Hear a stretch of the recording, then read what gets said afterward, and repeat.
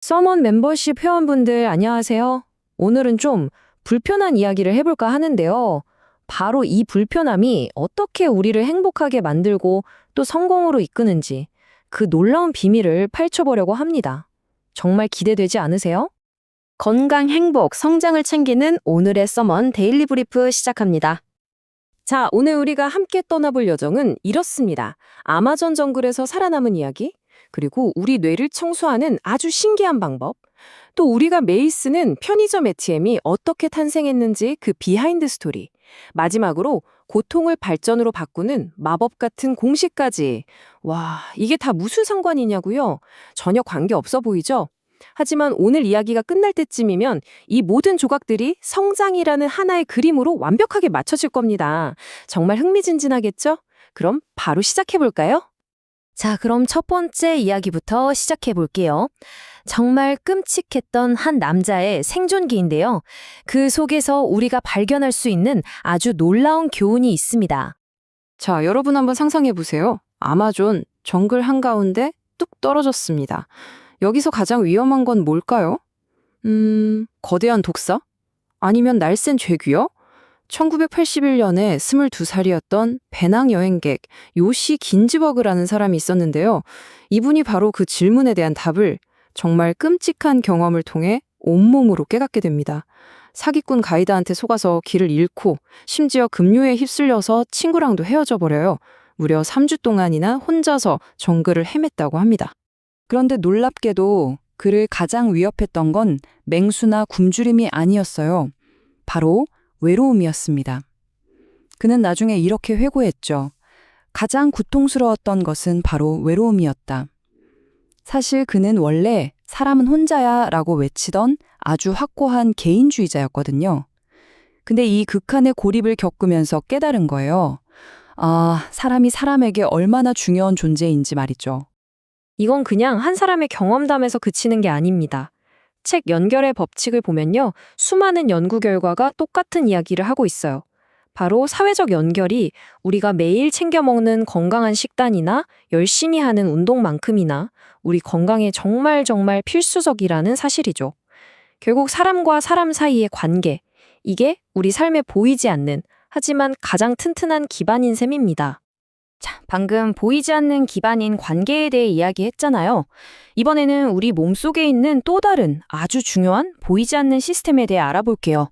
바로 뇌 청소 시스템입니다. 좀 생소하죠? 우리 뇌가요, 몸무게의 2%밖에 안 되는데 우리 몸 전체 에너지의 무려 20%를 쓴대요. 그러니까 당연히 엄청난 양의 쓰레기, 즉 노폐물이 만들어지겠죠? 이 노폐물을 싹 치워주는 게 바로 글림프 시스템이라는 건데요. 비유하자면 우리 뇌는 밤이 되면 대청소를 시작하는 도시 같은 거예요. 우리가 깊이 잠들었을 때 뇌척수액이라는 청소차가 뇌 구석구석을 돌아다니면서 쓰레기를 싹 수거해 가는 거죠. 근데 만약 우리가 잠을 제대로 안 자면 어떻게 될까요? 맞아요. 쓰레기가 그대로 쌓여서 나중에는 치매 같은 심각한 병으로 이어질 수도 있다는 겁니다. 정말 놀라운 건요. 한겨레 신문 기사에 따르면 바로 한국의 고교영 박사 연구팀이 이 글림프 시스템에 대한 아주 중요한 사실들을 밝혀냈다는 거예요. 정말 자랑스럽죠? 그래서 이 연구팀이 아주 간단한 뇌 청소 얼굴 마사지법을 알려줬어요. 방법은 정말 쉬워요. 핵심은 딱 하나, 위에서 아래로입니다. 양손으로 얼굴을 감싸고 눈 주위에서부터 시작해서 코 옆, 턱을 지나 목 쪽으로 아주 부드럽게 쓸어 내리는 거예요. 로션 바르듯이 정말 살살요. 이게 다예요. 근데 꼭 이렇게 마사지를 해야만 하는 건 아니에요. 더 쉬운 방법도 있습니다. 음식을 꼭꼭 오래 씹는 것, 가볍게 운동하면서 코로 숨 쉬는 것, 그리고 바로 이거예요. 다른 사람들과 이야기하고 막 소리내서 웃는 거요. 이런 얼굴 근육을 움직이는 모든 활동이 뇌 청소에 도움이 된다는 거죠. 어때요? 첫 번째 이야기랑 딱 연결되지 않나요? 결국 좋은 관계를 맺고 즐겁게 지내는 게 우리 뇌 건강에도 직결된다는 겁니다. 정말 신기하죠? 자, 그럼 이제 오늘의 진짜 핵심 주제로 한번 들어가 볼까요? 바로 행복으로 가는 길인데요. 그 길이 사실은 불편함이라는 돌들로 포장되어 있다는 이야기입니다. 즉, 불편함을 마주할 용기에 대한 이야기죠. 코미디언 김영철 씨가 이런 말을 했어요. 행복해지려면요, 불편한 걸 잘 해야 해요. 그냥 참고 해내야 합니다. 이 말이 얼마나 뼈 때리는 진실인지 일본 세븐일레븐의 사례를 보면 바로 알 수 있습니다. 때는 1990년대 후반이었는데요. 당시 세븐일레븐은 고객들한테서 계속 똑같은 요청을 받고 있었어요. 그건 바로 가까운 편의점에서 돈도 뽑고 간단한 은행 업무도 봤으면 좋겠어요 라는 거였죠. 근데 기존 은행들 반응은 어땠을까요? 아주 차가웠습니다. 말도 안 되는 소리. 그건 우리 업계 상식에 어긋나요. 하던 대로 해야죠. 자, 고객의 편리함과 업계의 편안함이 정면으로 부딪힌 겁니다. 여기서 세븐일레븐은 누구 편을 들었을까요? 맞습니다. 바로 고객이었죠. 그리고 그들은 정말 아무도 상상 못했던 엄청나고 불편한 길을 가기로 결심합니다.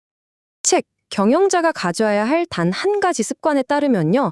세븐일레븐이 무슨 일을 벌였냐면 편의점에 ATM을 놓기 위해서 아예 그냥 은행을 직접 만들어버립니다. 와, 상상이 가세요? 물건 팔던 회사가 갑자기 은행을 차린 거예요. 소매업체가 무슨 은행이야?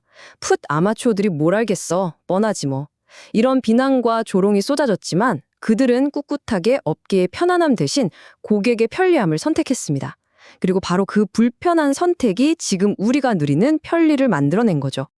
자, 세븐일레븐은 외부의 비판이라는 불편함을 이겨냈잖아요. 그럼 이제 시선을 우리 내부로 돌려볼 시간입니다. 바로 우리 자신의 실수나 실패 같은 아주 마주하기 싫은 내면의 불편함에 대한 이야기예요. 서머님이 직접 쓴 글에 따르면 우리가 성장하려면 이런 실패를 똑바로 봐야 하는 게 필수적인데 이게 너무 아프니까 자꾸만 피하게 된다는 거죠. 다들 공감하시죠? 바로 이럴 때 세계적인 투자자 레이 달리오의 이 원칙이 정말 큰 힘이 됩니다. 고통 더하기 성찰은 발전이다. 정말 멋진 말 아닌가요? 아픈 경험을 그냥 흘려보내는 게 아니라 성장의 발판으로 만들어버리는 마법 같은 공식인 거죠. 근데 여기서 한 가지 질문을 던져봐야 해요. 우리 다들 성찰이나 반성을 한다고는 하잖아요? 근데 그게 뭘까요? 진짜 성찰이라는 게 대체 뭘까요? 그냥 침대에 누워서 그때 내가 왜 그랬지? 이불킥? 이렇게 생각만 하는 거? 이걸로 충분할까요? 썸머님의 글에서 찾은 핵심적인 답은 바로 이겁니다. 진짜 성찰은 반드시 글쓰기라는 형태로 이루어져야 한다는 거예요. 왜냐하면 글로 써봐야만 내 머릿속에서 막 뒤엉켜 있던 생각들이 가지런히 정리되고 내가 지금 이 상황을 얼마나 감정적으로 또 얼마나 객관적으로 보고 있는지 비로소 알게 되거든요. 생각해보세요. 오래전 로마 황제 마르쿠스 아우렐리우스부터 지금의 레이 달리오까지 시대를 이끌었던 사람들은 모두 이 글쓰기라는 어찌 보면 좀 불편한 과정을 통해서 스스로를 단련하고 성장시켜 왔던 겁니다. 자, 이제 서머 멤버십 회원분들을 위해 지금까지 나온 이 모든 이야기들을 하나로 쫙 엮어서 오늘의 성장 레슨을 깔끔하게 정리해 드릴게요. 여러분이 행복과 성공으로 나아가기 위해 기꺼이 걸어야 할 불편한 길, 그 4가지 핵심 포인트를 딱 짚어드릴게요. 첫째, 밥 챙겨 먹고 운동하는 것처럼 관계에 시간과 마음을 투자하세요. 둘째, 간단한 마사지나 그냥 크게 웃는 것만으로도 좋으니까 우리 뇌를 매일 청소해 주세요. 셋째, 내가 속한 조직과 고객을 위해서라면 기꺼이 불편함을 선택하는 용기를 가지세요. 그리고 마지막으로 가장 중요한데요. 아프고 힘들수록 그걸 외면하지 말고 글로 쓰면서 성찰해서 실패를 성장의 밑거름으로 만드세요. 다소 불편하더라도 자신의 성장을 위해, 고객의 편리를 위해 그 불편함을 일을 해내는 것이 곧 행복과 성장을 만들어내는 길이지 않을까 싶은데요. 부디 오늘도 불편함에 굴복하기보다는 불편함을 극복하는 하루를 보내시길 바라옵니다.